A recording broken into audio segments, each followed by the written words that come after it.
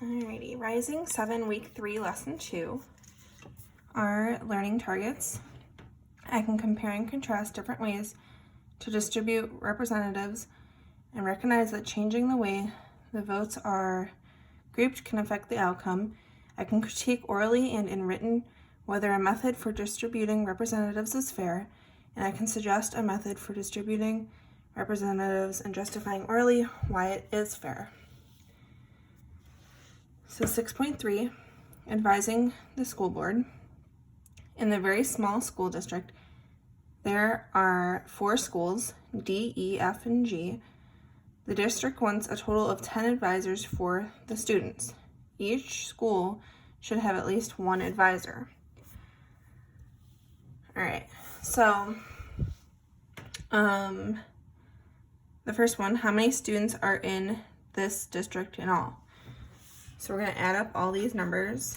So 48 plus 12 plus 24 plus 36. So we have 48 plus 12 plus 24 plus 36. It's 120. So for over here, we have 120 students. If the advisor could represent students at different schools, how many students per advisor should there be? Call this number A. Show your answer. So A equals, so they said there's 10 advisors. So we're going to take the total number of students, so 120 divided by 10, and we get 12. So each advisor, if it was split up evenly, would have 12 students. Using A, which we said is 12, students per advisor, how many advisors should each student or each school have? Complete the table with information for schools D, E, F, and G. So we're going to look at school D has 48 students. So we're going to do 48 divided by 12 is 4. So they should have 4 advisors, because there's 1 advisor for every 12 students. 48 divided by 12 is 4. For school E, there's 12 students. There's 12 students per advisor, so they're only getting 1. F, there's 24 students. So 24 divided by 12 is 2. And then G has 36 students. 36 divided by 12 is 3. And then we can even count. We have 4, 5, 6, 7, 8, 9, 10. There's supposed to be 10, so that worked. All right, moving on.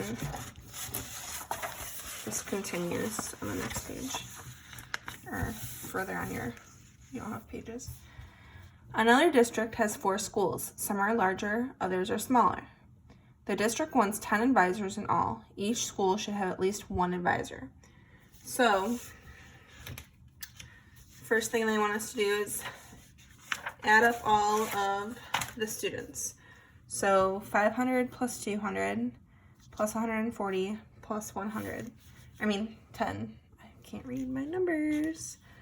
So when you add them all up, I got 850. So for A, you should have 850 students.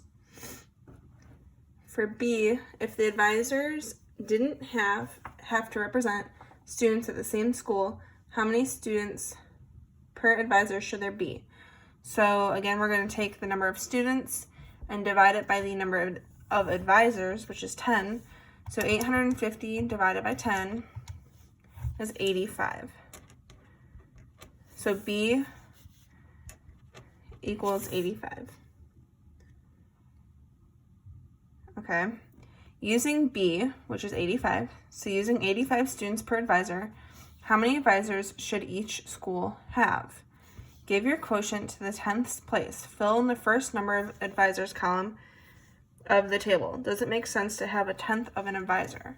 So what they're telling us to do is take the number for each school, the number of students, and we're going to divide it by 85 to see how many advisors they should have.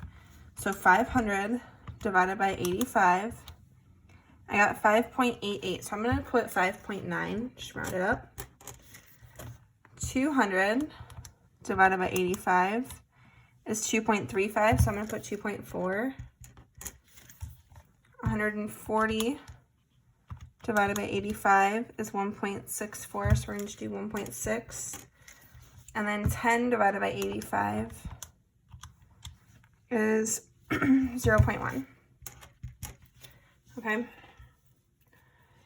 And then it says, does it make sense to have a tenth of an advisor? Does it make sense to have part of a person? A part of a person can't be in a building. Like a part of a teacher, I can't teach in a bunch of different schools all at the same time because I cannot be broken into pieces. Okay, so no, because you can't have part of a person.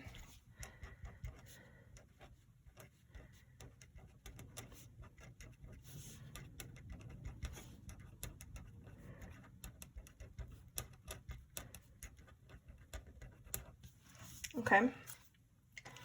Then it says, decide on a consistent way to assign advisors to schools so that there are only whole numbers of advisors for each school, and there is a total of 10 advisors among the school. Fill in the your way column of the table. So you can either come up with your own or you can use my idea. I was thinking that there should be one advisor for every 100 students. So when I did this, if there's 500 students, there should be 5 advisors. 200 students should have 2 advisors. 140 students should also have 2 advisors because it's more than 100. And then 10 students should have 1. So then when I add them up, I have 5, 6, 7, 8, 9, 10. Okay. And then it says how many students per advisor are there at each school? Fill in the last row of the table. So I'm going to fill in this row. So if I have 5 advisors, 500 divided by 5 is 100. 200 divided by 2 is also 100. 140 divided by 2 is 70. And then 10 divided by 1 is just 10. So these 5 advisors are each getting 100 students because there's 500 students. These 2 advisors are each getting 100 students because there's 200 students. These 2 advisors are getting 70 students because there's 140 total. And then this one advisor is only getting 10 because there's only 10 kids. Do you think this is a fair way to assign advisors? Explain your reasoning. You can come up with this on your own, but I do think it's fair, mainly because I came up with it. I think it is fair for the first 3 because it's pretty even. The last one's not really fair. This advisor only has to have 10 students while the other ones have to have 100. So it's fair except for Trombone Academy.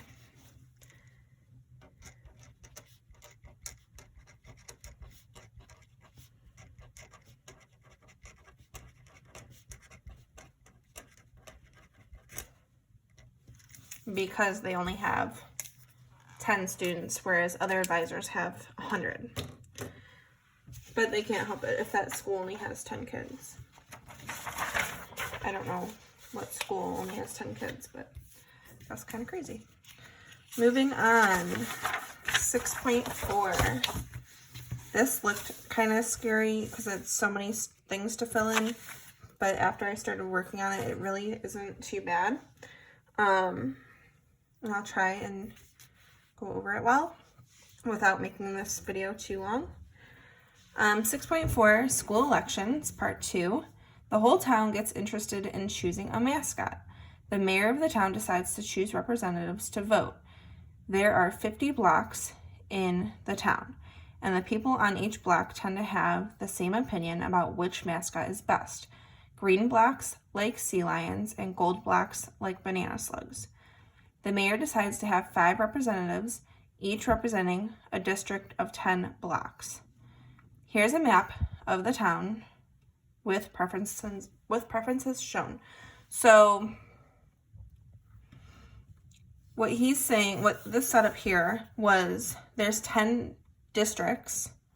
So each column here is going to be a district, and there's 5 people in each district representing. Okay, so these 5 people are from one district. These 5 are from another. These 5 are from another. Okay.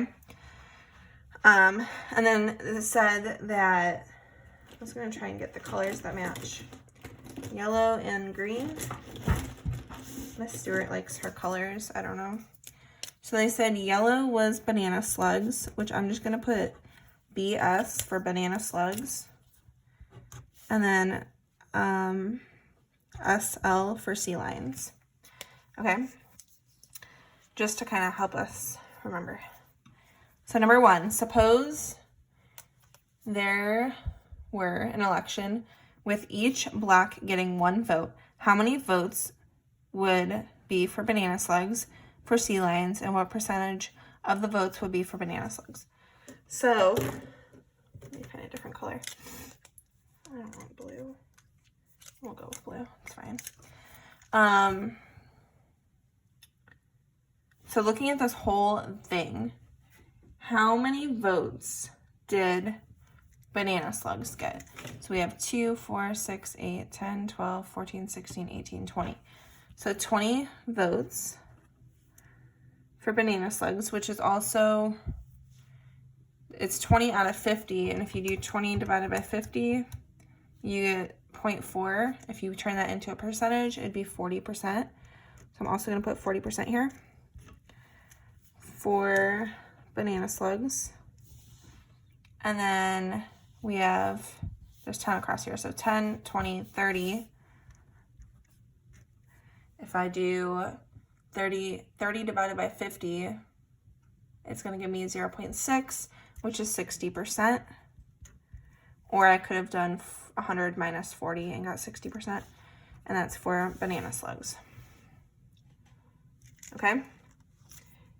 Then it says, suppose the districts are shown in the next map. What did the people in each district prefer? What did their representatives vote? Which mascot would win the election? So now we're looking at districts going this way. So there's, instead of going down, we're going across. So this is one district. There's 5 districts going across. And then there's 10 people representing them. So for the first one, again, we have yellow is for banana slugs. This dot right here, that's going to be who wins. I didn't mean to cover it up. Green is sea lions. So,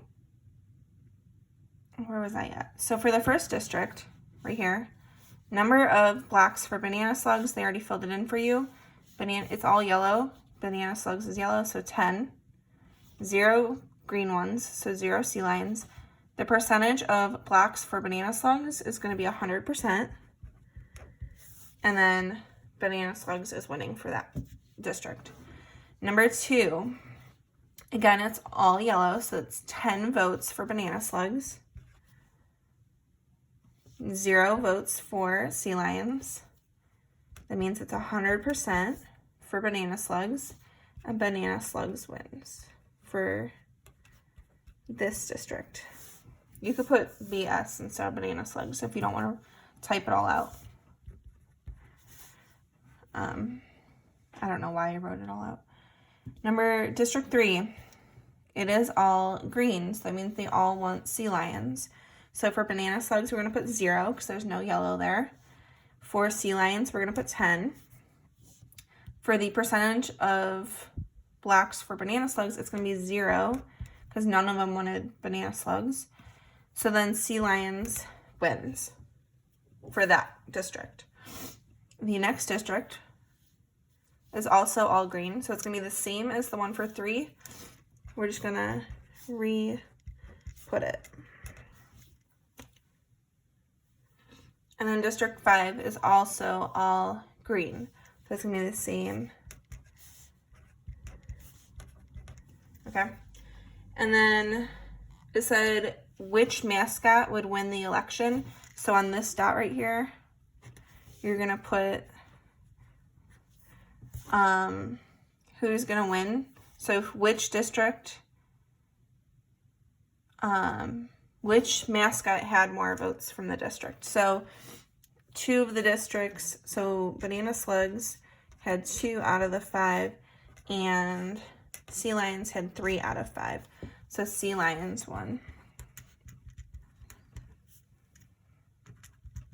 Because they had 3 out of 5, and Banana Slugs only had 2 out of 5. Okay. Moving on. I know this is really long. I'm sorry.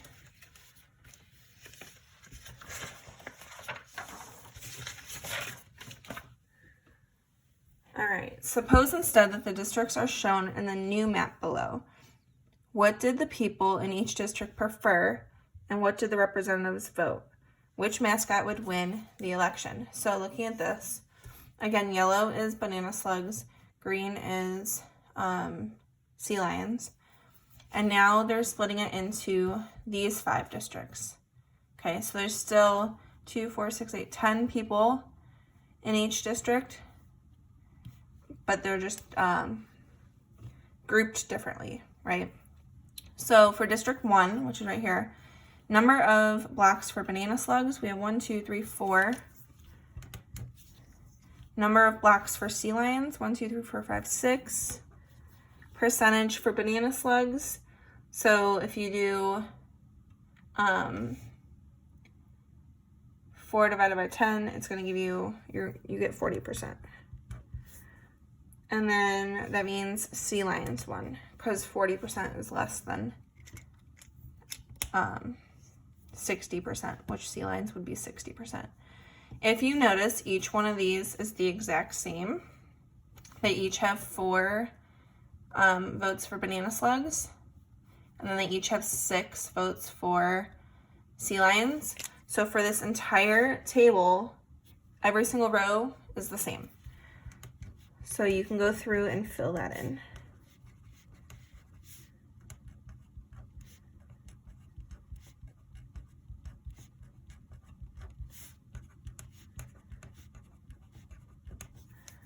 So for this one, I don't think there's a dot for it, even though it said who won. If there is a dot, you could fill this in. But on mine, it didn't show up. So for this one, Sea Lions win. 60% votes. Okay. And we get 60% because 100 minus 40 is 60. So if you do that for each one, each of these districts would have 60% for Sea Lions. Alrighty. We're almost there.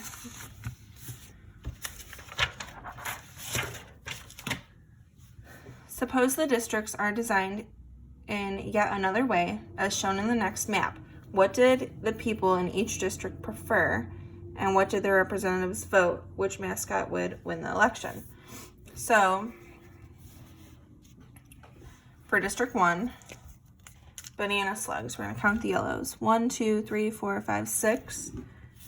And then for green, we have 1, 2, 3, 4. Percentage for Banana Slugs is going to be 60%. So that means Banana Slugs won, because it's more than 50. Or it's more than what Sea Lions has. For 2, we have 1, 2, 3, 4, 5, 6. 1, 2, 3, 4. Again, 60%. And Banana Slugs wins again for that district. District 3, we have 1, 2, 3, 4, 5, 6. 1, 2, 3, 4. 60% and Banana Slugs. And then 4 and 5 are going to be different. So for 4, we have Banana Slugs. There's just 1. For our sea lions, we have 1, 2, 3, 4, 5, 6, 7, 8, 9. So that puts us at 10% for banana slugs. So sea lions won that round. And this one's the same. There's 1 for banana slugs, 9 for sea lions, 10%. So sea lions won for that round. But looking at this, we have 1, 2, 3 votes for banana slugs. So banana slugs wins because they have 3 out of 5.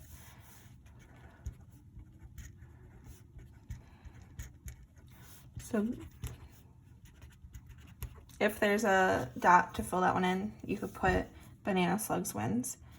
And then down here it says, write a headline for the local newspaper for each of the ways of splitting the town into districts.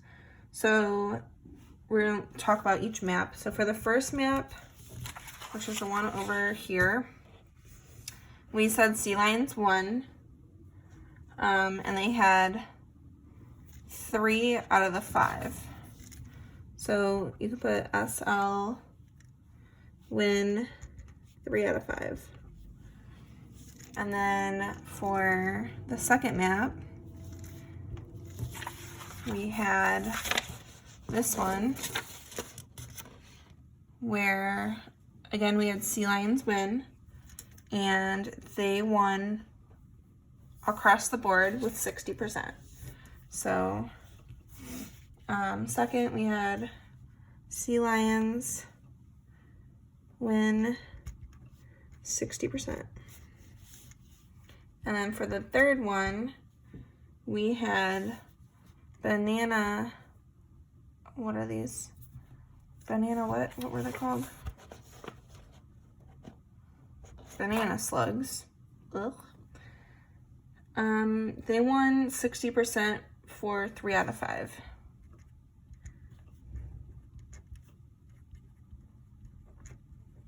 Three out of 5 districts.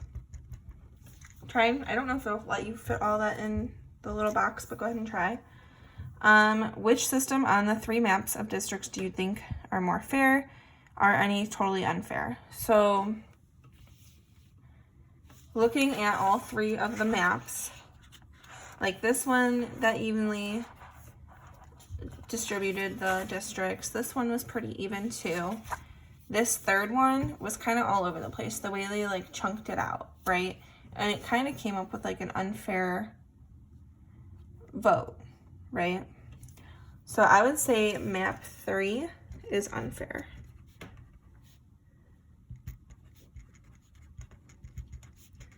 Because if I do B/C, that's because it's not representing each district evenly.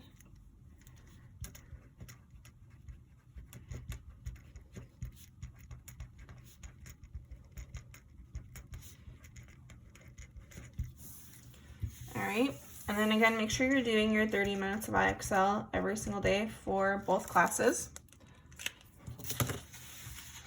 And then homework. I'm going to go over this with you just to help you out. That way there shouldn't be too many questions. If you come to office hours, there shouldn't be very many questions. So it says, what is 125% of 116? First, I'm going to give you some steps on how to go about solving these. So step 1, take the number at the end of the question. So take the number at the end. So take the number that's at the end of the question. So what is 125% of 116? You're going to take 116. And then your next step is going to be to divide by 100.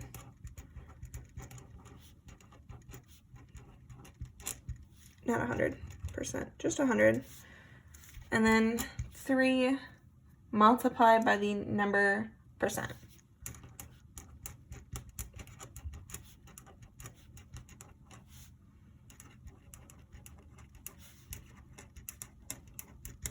So for the first one, you're going to take 116. You're going to divide it by 100. So that's going to give me I'm going to take 116 divided by 100. I get 1.16. And then my last step is to multiply the number percent. So I have 125%. I'm going to multiply by 125. So 116 times 125, I get 145. So my answer should be 145. I'll do one or two more. So what is 150% of 136? Again, take the number at the end, 136, divide it by 100. I get 1.36. Then multiply by the percentage. So multiply by 150, I get 204. Okay, and I'll do one more. What is 200% of 185? So 185 divided by 100 times 200, 370. So you're going to keep following those same steps that I wrote up here for each one. Now, if your percentage is more than 100%, your number that you get is going to be bigger than the number you started with. So we started with 116. My percentage is more than 100, so my answer has to be bigger than the number we started with. If the percentage is smaller, like the one down here, you're going to have 10%. 40 right here is going to be less. Your answer is going to be less than 40. Okay, so try those on your own. If you need to come to office hours, make sure you show up for those. Make sure you show up to check in for attendance. And if you need help, we can go through these more. But you should be able to just follow these steps and hopefully be able to solve them all. Alrighty, let me know if you have any questions, and I'll see you later.